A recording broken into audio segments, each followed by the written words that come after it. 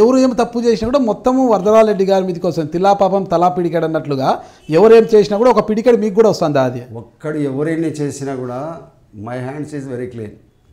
ఆరోపణలు అయితే వస్తున్నాయి అంతే, కానీ క్లియర్గా ఉన్నాయంటారు అంతే. ఇప్పుడు ఆరోపణలు వచ్చేదానికి నేను జవాబు చెప్పాల్సిన అవసరం లేదు. నా ప్రొద్దుటూరు ప్రజలు అనేవాళ్ళు నేను ఇటువంటి చేస్తానా లేదా అనేది వాళ్ళకు తెలుసు.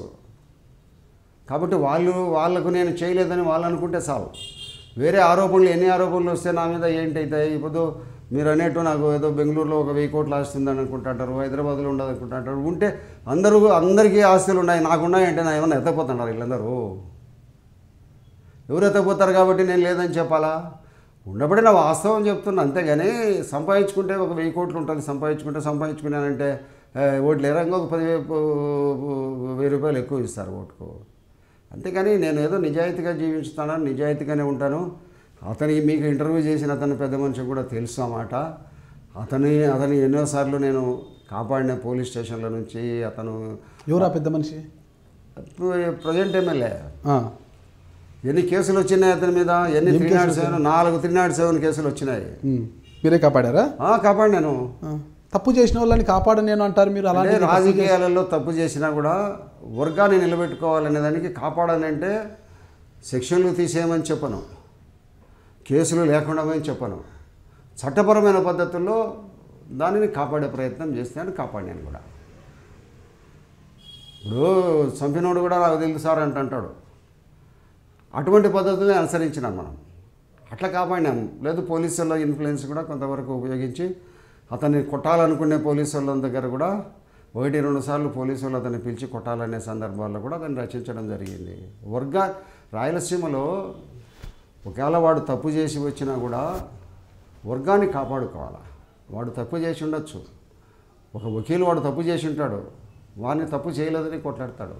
నేను కూడా వాడి తరఫున మా వాడిని ఇబ్బంది పెట్టొద్దు, మా వాడిని కొట్టొద్దు, మా వాడిని ఏదో తప్పు చేసినాడు మీ దగ్గరికి వస్తాడు, మనము రిమాండ్కి పంపించండి, జైలుకి పంపించండి అని అంతవరకే చెప్తాను నేను. అంతే, కేసు తీసేమని అయిపోద్ది చెప్పాలి.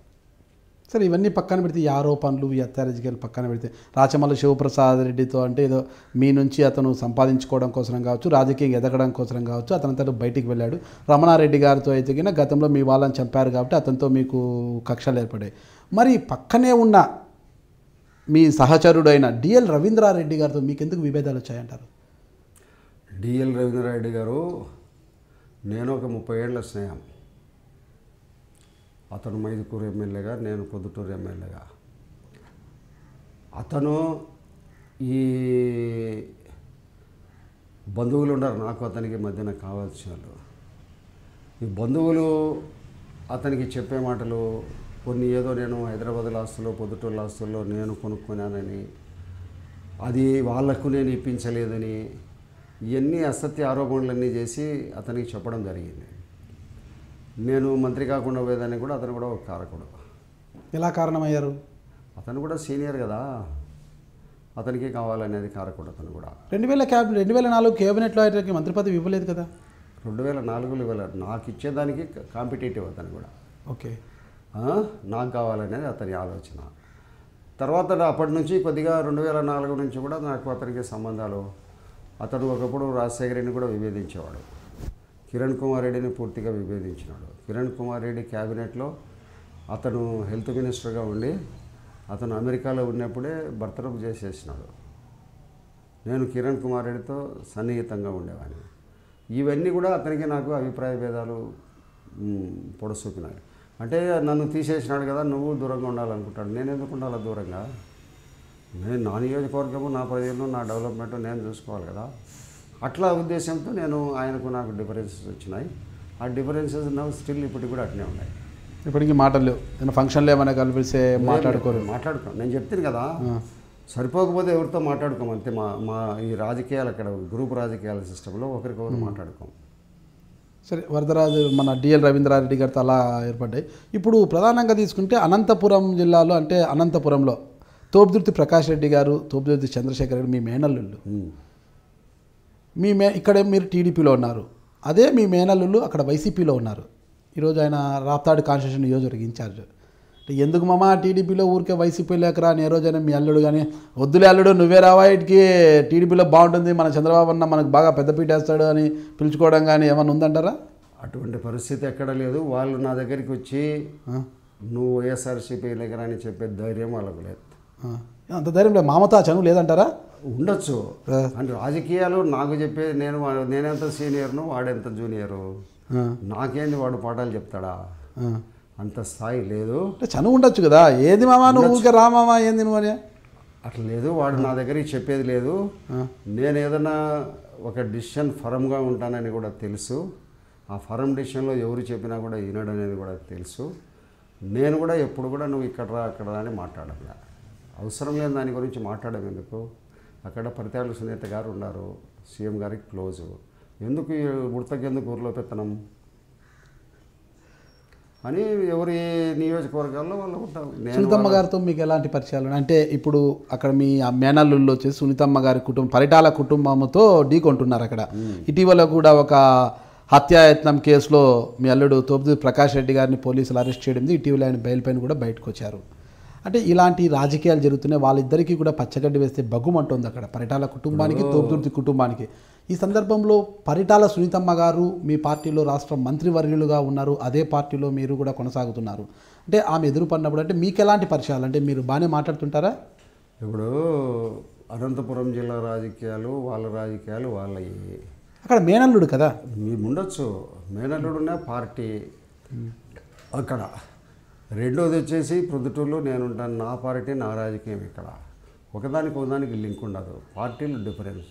వాళ్ళ యొక్క ఇబ్బందులు, వాళ్ళ కష్టాలు, వాళ్ళ యొక్క వాళ్ళు పడుతుంటారు. మేము ఇక్కడ మా ఇబ్బందులు, మా కష్టాలు మేము కడతాం. దానికి దీనికి లింక్ అంటూ ఈ రోజున చర్చ వస్తుందా మీకు పరిటాల సునీతమ్మ గారికి మధ్యలో? సునీత ఒక 6 నెలల కిందట ప్రొద్దుటూరు కూడా వచ్చినది. ఆ అమ్మను రిసీవ్ చేసుకున్నా, ఆ అమ్మతో మాట్లాడినాము. ఆ అమ్మ కనపడితే ఏమన్నా అంటే అమ్మ బాగున్నారంటాం, అంతవరకే ఉంది. అంటే ఇంత సీనియర్ రాజకీయ నాయకులు, మీరు 5 సార్లు ఎమ్మెల్యే కూడా అయ్యారు. అలాంటి ఇంత సీనియర్ నాయకుడికి వ్యతిరేకంగా 2007 ప్రాంతంలో ఈ కడప జిల్లాలో జిల్లా జర్నలిస్టులు అంతా కూడా ఒక 10 రోజుల పాటు ఉద్యమం చేశారు. మీకు వ్యతిరేకంగా కథనాలు రాయడమైతేనేమి, ఉద్యమాలు చేయడం అయితేనేమి, ధర్నాలు, రాసరకులు. ఎందుకు? ఎవరైనా నాయకుడు అంటే మీడియాతో బాగా సత్సంబాలత కలిగి ఉంటారు, మీడియాతో చాలా దగ్గరగా ఉంటారు.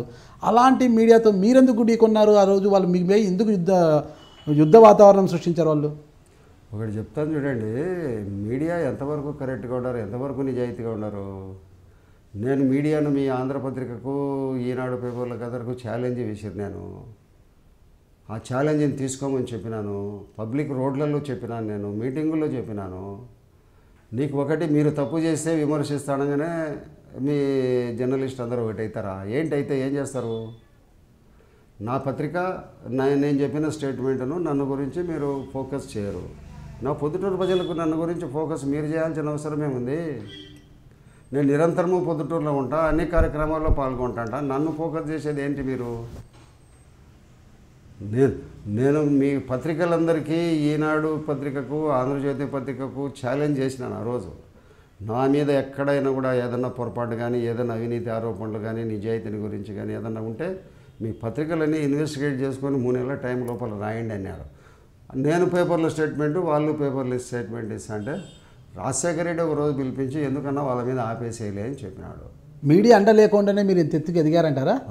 మీడియా అండ లేకోకుండానే మీరు రాజకీయంగా రాణించారంటారా? ఒకటి చెప్తాను చూడండి, ప్రొద్దుటూరు ప్రజలకు సంబంధించి ఏం పత్రికలతో అవసరం లేదు. నేను నిరంతరం ప్రొద్దుటూరులో ఉంటాను. ఈరోజు ఇక్కడ ఏం జరిగిందిరా, ఇక్కడ ఇంటర్వ్యూ జరుగుతుంటే ఒక 20%కు తెలిసింటుంది ఇక్కడ.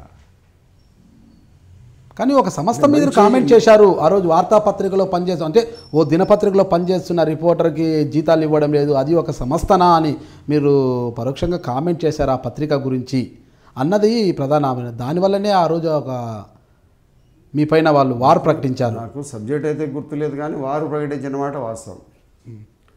అది వాళ్ళు మేము ఒకరోజు ఒక 3-4 వేల మంది పొద్దుటూరు పోయేంత టౌన్ అంతా, కడప అంతా తిరిగినాం. జిల్లా కలెక్టర్కి ఒక మెమోరాండం రిప్రజెంట్ చేసినారు, వాళ్ళు చేసినారు. ఇట్లా 2-3 సందర్భాలు జరిగినాయి. జరిగిన తర్వాత దీన్ని ఫుల్ స్టాప్ పెట్టమని చెప్పి వాళ్ళందరూ సీనియర్ జర్నలిస్ట్ అందరూ హైదరాబాద్కి వచ్చి రాజశేఖర్తో చెప్పుకున్నారు. వాళ్ళు ఆయన పిలిచి నన్ను కూడా ఎందుకన్నా దీన్ని వదిలేసి అన్నాడు. రైట్ వదిలేసినాం అంతే. అంటే మీరు రాజీ అయ్యారా, వాళ్ళే మీతో రాజీ అయ్యారా? నాకేంటి వాళ్ళతో రాజీ కావాల్సిన పని. మీడియా సపోర్ట్ కావాలి కదా మీరు ఎదగరా అంటే. ఇప్పుడు నేను దీంట్లో చెప్పకూడదు, కొంతమంది మీడియా కోసము పొలిటికల్ లీడర్స్ అందరూ డబ్బులు ఇస్తుంటారు బాగా రాయాలని. నేను నా దగ్గరికి వస్తే ఏదో ఒక సమోసానో ఒక స్వీటో ఒక టీనో తాపిస్తాను తప్పక ఎవరికి ఎక్కడ డబ్బులు ఇవ్వను, నువ్వు ఎవరో యాడ్లు ఇవ్వను, ఏమి ఇవ్వను. యాడ్లు ఎప్పుడు ఇవ్వరా? ఎప్పుడో సందర్భం, ఎప్పుడో అరుదు, రేర్, ఎప్పుడు యాడ్లు ఇవ్వను. నీకు వీటన్నిటికీ ఏంటంటావు కారణము? ఆర్థిక ఇబ్బందుల్లో ఉండబడిన కారణంగా ఇవన్నీ ఇస్తూ ఉంటే ఎక్కువ డబ్బులు అవసరం పడుతుంది. ఎప్పుడు ఎక్కువ డబ్బులు అవసరం పడుతుందో అప్పుడు నేను తప్పుడుదోవ తొక్కాల. ఇప్పుడు ఉండబడిన ఈ పరిస్థితుల్లో నేనే తప్పుడుదోవ తొక్కాల్సిన అవసరం లేకుండా నేను నిజాయితీగా జీవిస్తా. ఇప్పుడు పత్రికలకు డబ్బులు ఇచ్చి రాయించుకుంటుంటారు, అందరికీ మామూలు పెట్టుకునే పరిస్థితులు ఉంటాయి. నాకేంటి అటువంటి అవసరము? నా మీద గౌరవం ఉండే పత్రికా విలేకరులు కూడా ఉన్నారు, అంటే హానెస్టీని గౌరవించే వాళ్ళు కూడా ఉన్నారు. చాలు నాకు. ఇప్పుడు పత్రికలన్నీ కూడా సాక్షి ఉంది, ఏదో ఉన్నా లేకపోయినా నా పైన రాస్తుంటుంది. ప్రస్తుతం మీడియా పైన మీ అభిప్రాయం ఏమంటారు? మీడియా అనేది ఈ కాలంలో, పూర్వకాలము ఎథిక్స్ లేవు. ఒక 20-25 ఏళ్ల కిందట ఉండబడిన ఎథిక్స్ మీడియాలో ఇప్పుడు లేవు. ఇప్పుడు లేవు, అప్పుడు ఉండేటి అంటారా? అప్పుడు ఉండేటి. అప్పుడు ఏముండేటి, ఇప్పుడు ఏం లేవంటారు? అప్పుడు పత్రికా విలేకరులందరూ కూడా హానెస్ట్గా ఉండేవాళ్ళు. ఏదో మా దగ్గరికి వస్తే ఇంత కాఫీనో ఏదన్నా ఒక స్వీటో అంత హాటో ఇస్తే తిరిగిపోయి సంతోషంగా ఉంటాను వాళ్ళు. ఇప్పుడు అందరూ మామూలు పెట్టుకునే పరిస్థితి ఉంది. డిపార్ట్మెంటల్లో మున్సిపల్, పోలీస్, రెవెన్యూ, ఇంజనీర్లు ఇట్లా పరిస్థితులు ఉన్నాయి. ఇట్లా పరిస్థితుల్లో మీడియా ఏమైంది, ఒకప్పుడు ఒకతను లంచం తీసుకుంటాడని రాసే పరిస్థితిలో డబ్బులు ఇస్తానే వాడిని ఆపేస్తాడు. ఇంతకుముందు ఎథిక్స్ ఇప్పుడు లేవు మీడియాకు. అంటే రాజకీయ నాయకులకు మామూలు రావాలంటావా? ఎక్సైజ్ కానీ, ఈ రేషన్ షా రెవెన్యూ నుంచి కానీ, ఇతర శాఖల నుంచి ఎమ్మెల్యేలకి మామూలు రావంటారా? ఎమ్మెల్యేలకు తీసుకుంటా ఉంటే ఎక్కడి నుంచైనా వస్తాయి. ఈవెన్ అంగన్వాడీ వాళ్ళ దగ్గర నుంచి కూడా వస్తాయి. తీసుకునేవానికి ఎక్కడి నుంచైనా వస్తాయి, తీసుకునేవానికి ఎక్కడి నుంచి కూడా రావు. ఆ మాట చెప్పాలంటే కూడా భయపడతారు. ఎదుటోళ్ళు అదే పరిస్థితి. ఈరోజు మీరు ఎవరికైనా నెల మామూలు ఇస్తున్నారా? నాకేంటి అవసరము? మీరు మీడియాకి ఎవరికైనా ఇస్తున్నారా? ఎవరికి నేను ఇయ్యను. అంటే మీడియాలోని గవర్నమెంట్ ఆఫీసులో తీసుకుంటున్నారంటారు మీరు? అందరితో మామూలు పెట్టుకున్నారు. ఎవడు తప్పుడు వ్యాపారాలు చేస్తా అంటే వాళ్ళందరితో కూడా మామూలు పెట్టుకున్నారు. క్రికెట్ బెట్టింగ్ వాళ్ళు ఇస్తారు. మొత్తం మీద మీడియా గురించి మీరు ఏమంటారు? మీడియా సమాచారం చేసి ప్రతి చోటికి చేరవేసేదానికోసం మీడియా అవసరమే. అది ఆ మీడియా ప్రపంచానికి, అమెరికాలో ఉండబడింది ఇక్కడ ఉండేది అమెరికాలకి తెలిపే దానికోసం వార్తా సమాచారము మీడియా ఉండాల్సిన అవసరం 100% ఉంది. కానీ దానిని స్వార్థానికి ఉపయోగించుకునే పరిస్థితులు కరెక్ట్ కాదంటే. మీడియా గురించి అంటే మీడియా అనేది ఒక తప్పుదో పోయింది అని మీరు భావిస్తున్నారు? తప్పుడుదో పోతా ఉంది, పోకూడదనేవాని నేను. అది కరెక్ట్ కాదు. సమాజానికి నిజమైన వాస్తవాలు చెప్పాలి. అంటే సరైన ద్రోవలో పోవడానికి మీడియాకి మీరిచ్చే సూచన ఏమంటారు? వాస్తవ విషయాలు రాయడము, హానెస్ట్గా ఉండడం ఒకటే, ఈ నిష్పక్షపాతంగా రాయడం ఒకటే మనం ఇచ్చే సలహా. నేను మీ వరదరాజు రెడ్డిని, పొద్దుటూరు మాజీ ఎమ్మెల్యేను. మీరు చూస్తున్నాడు ఐటీ న్యూస్.